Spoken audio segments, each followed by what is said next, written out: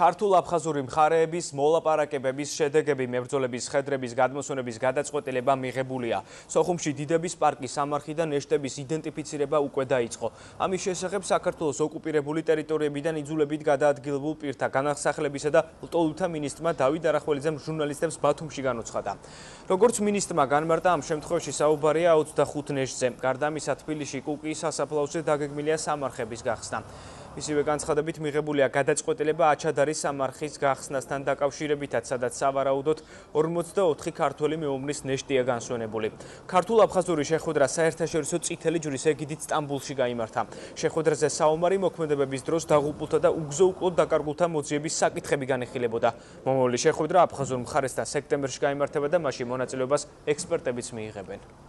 რამდენიმე სამარხი გაიხსნა აფხაზეთის ტერიტორიაზე, სოხუმში და ბაბუშერაში და გადმოსვენებული იქნა ბაბუშერადან 31 წხედარი ჩვენი თანამემამულეების.